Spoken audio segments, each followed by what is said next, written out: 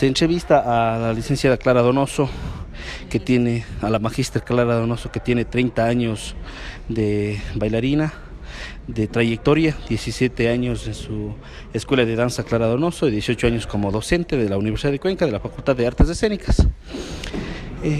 ¿Usted nos puede hablar sobre...? Aclaremos un poquito. Tengo 18 años de trabajar aquí en la universidad desde 1999, que fundé la compañía de danza de la Universidad de Cuenca. Por tanto, la compañía de danza tiene 18 años y yo estuve trabajando desde la fundación en esta compañía. Luego, en la carrera estoy trabajando desde el proyecto inicial, es decir, desde la generación del proyecto de carrera, y la carrera tiene entre 15 o 16 años de funcionar. Okay. ¿Usted nos puede hablar un poco sobre la historia cuencana, sobre todos estos procesos tecnológicos, la danza y la tecnología, estos nuevos procesos?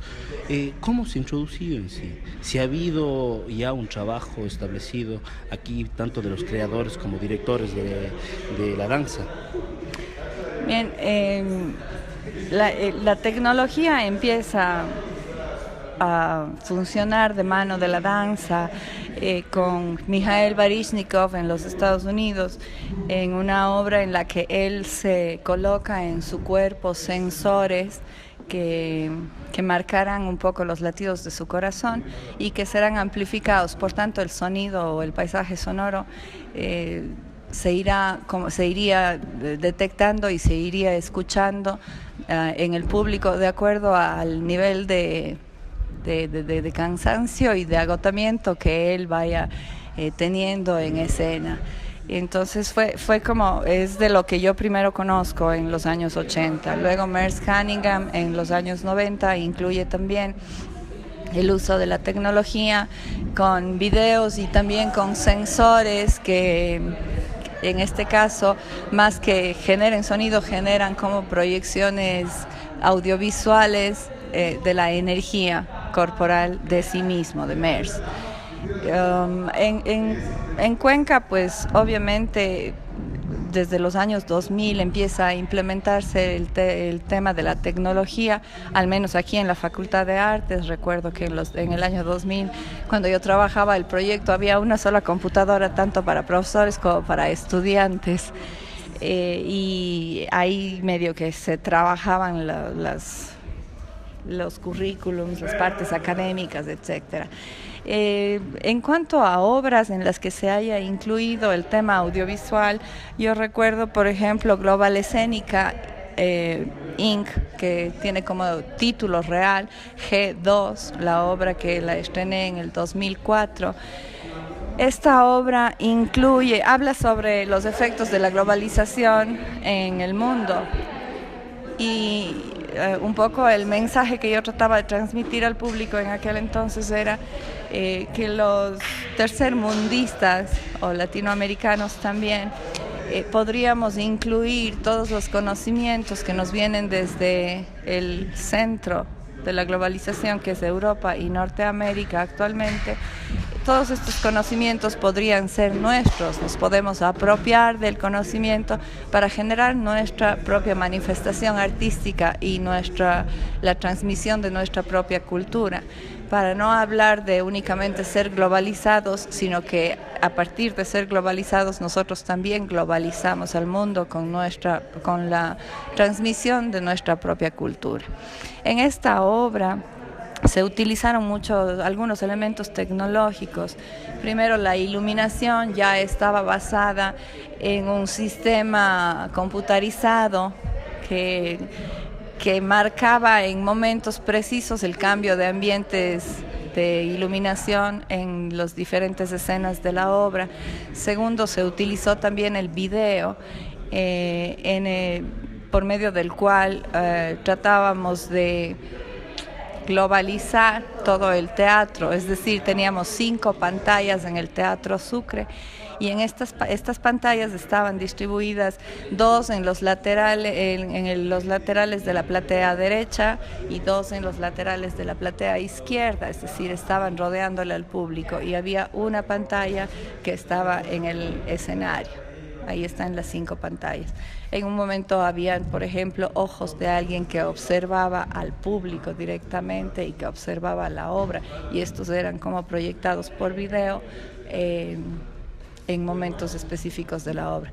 En otro momento específico de la obra había un hombre que corría como un empresario que corre apresuradamente a su trabajo y que demuestra un poco la excitación que nos produce la globalización, porque al contrario de llevarnos hacia un estado de mayor calma mental y de mayor relajación, la globalización y la tecnología nos ha llevado a un estado de excitación y de, digamos, apuro, incertidumbre, porque debemos cumplir varios roles durante el día.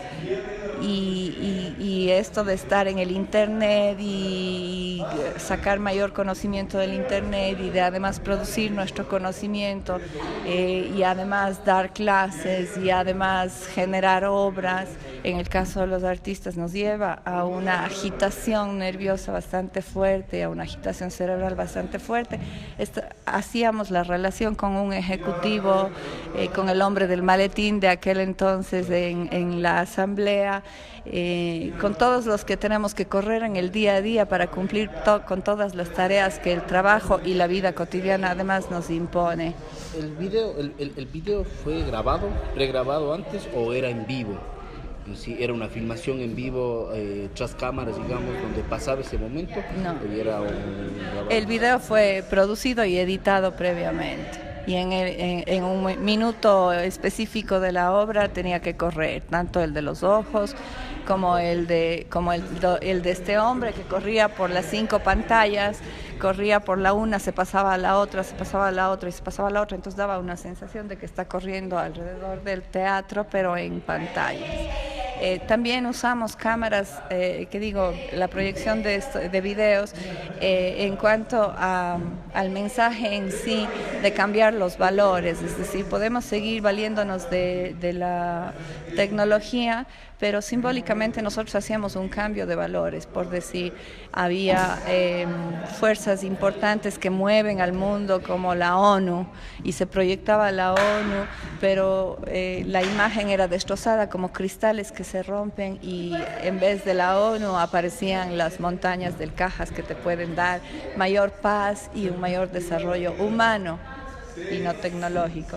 Había también en otra pantalla se mostraba la importancia que tiene el símbolo del dólar en la humanidad, y asimismo se quebraba como un cristal que se quiebra el tema del conteo de dólares, y se transfiguraba por una imagen que lo único que hacía era derramar maíz, como que el maíz sí puede ser un sustento de vida y no solamente el valor de cambio que tiene el dólar.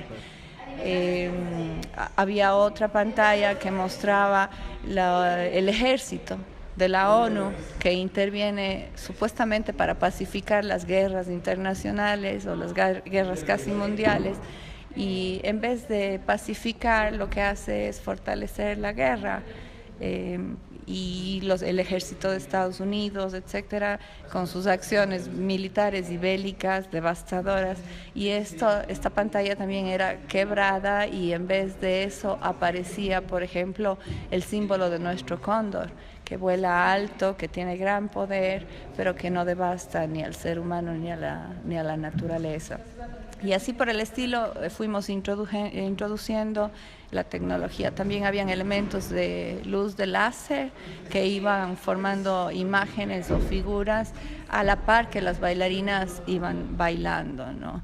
Entonces, de lo que yo recuerdo en mis obras, en el 2004 que estrené esta obra G2, ya se incluyeron elementos tecnológicos, por supuesto, elementos tecnológicos escenográficos.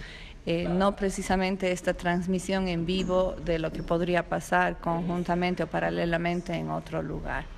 Hubo un examen de artes escénicas me parece, tercer ciclo del año Tal vez 2005, era Mabel Patiño, Sandra Gómez, Jaime Garrido y el grupo de ellos que daban su examen. Y mientras los chicos abrían el inicio de su examen o de su obra escénica, también en el Teatro Sucre, había una luz cenital que iluminaba un asiento específico de la platea. Una de las primeras, en la primera fila de las butacas había un espacio vacío y en ese asiento vacío estaba proyectado un cenital. Mientras tanto, en cámara, ahí sí era transmitido en vivo como un hombre caminaba por la calle, por el Parque Calderón, llegaba hacia el Teatro Sucre, abría la puerta del Teatro Sucre, entraba y ahí empezaba a ser iluminado, además de que se proyectaba en la cámara toda esta caminata de este hombre que entraba y se sentaba en la platea, en este asiento vacío que era iluminado, y empezaba entonces la obra de los bailarines y actores de la Escuela de Artes Escénicas. Y a partir de este inicio en el que se transmitía en vivo la llegada de un personaje X, empezaba todo el examen que también interactuaba con video luego. En su experiencia, ¿usted por qué cree que estos procesos no van a más allá, no siguen desarrollándose, sino se quedan estancados? ¿Usted cree que es por los costes, por financiamiento o por el propio desarrollo del director actoral, que no llevan a seguir con temporadas y especialmente a desarrollar estas tecnologías, ¿no? No sé si es porque hace rato sabemos que un proyector de mapping vale $5,000, $6,000. Entonces sabemos que si luego para llevar a Quito tengo que invertir más, a Guayaquil más, aquí Cuenca otra temporada más, estamos hablando de unos $15, $20,000 solo un proyector. Entonces, ¿usted cree que es factible o no que la danza, el teatro, las artes escénicas, en la ciudad de Cuenca se incremente y se desarrolle en este proceso?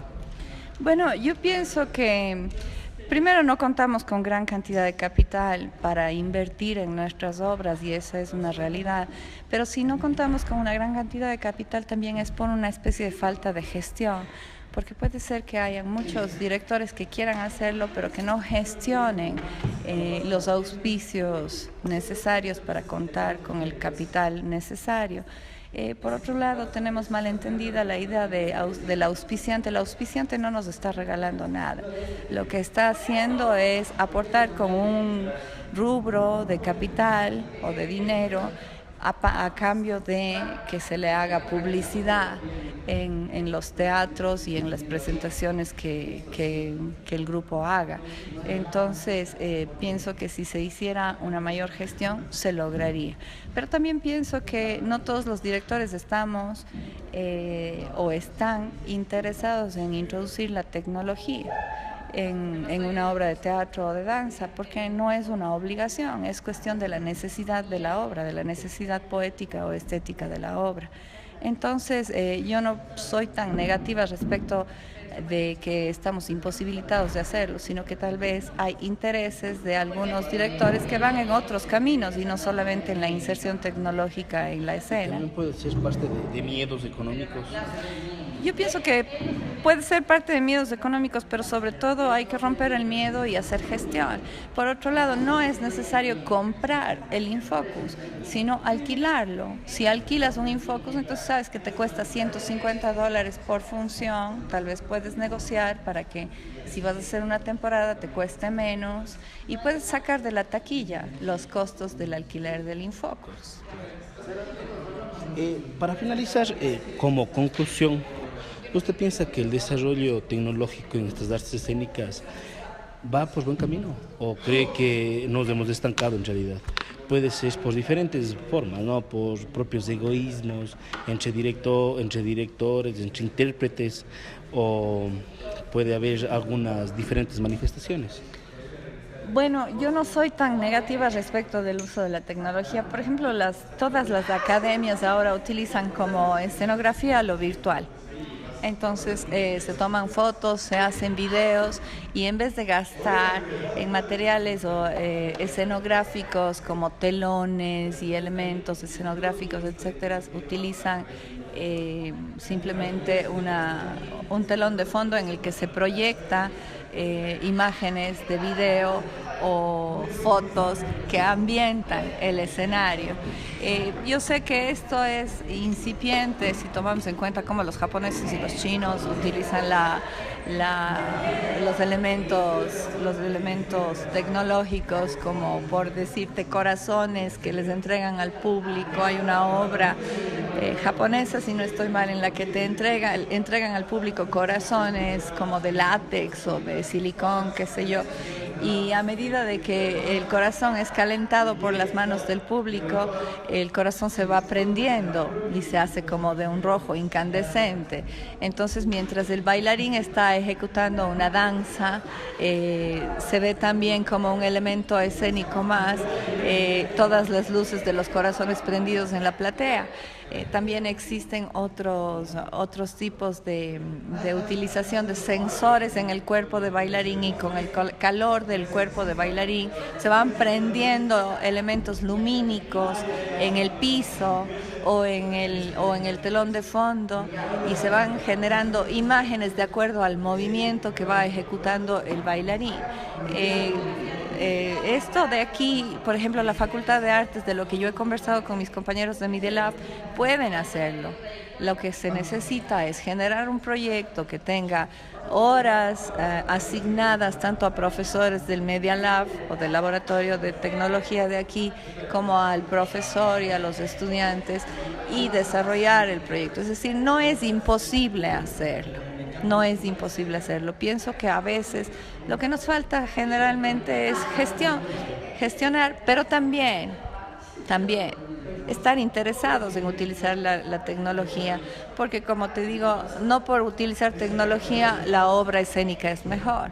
Puede haber una obra que sea puramente escénica, con elementos más básicos de escenografía, de iluminación, etcétera, y que tenga tanto valor como una obra tecnológica. Pienso que la obra tecnológica puede llamar mucho más la atención del público y puede tener como un matiz más comercial, y muchas veces los autores de obra escénica estamos también interesados en lo conceptual más que en lo comercial. Pero también podríamos decir que de lo que conozco, Tamia Guayasamín y Josie Cázares en los años 2000 crearon el Festival de Videodanza, que es otro género en el que la tecnología juega un papel primordial, porque la obra de danza está basada en los elementos de video, es decir, se trabaja la obra para generar un video, no para que sea solo documentada, sino que el video, y con todos los trucos de cámaras y los elementos tecnológicos, pues va transformando la obra de danza, y eso, este festival pervive o sigue existiendo desde el año 2000 más o menos hasta la actualidad. También Ernesto Ortiz ha generado algunas obras con elementos intertextuales de tecnología. Agradecemos a la magíster Clara Donoso por esta entrevista, la cual será utilizada para el trabajo de fin de máster de la Universidad Internacional de La Rioja.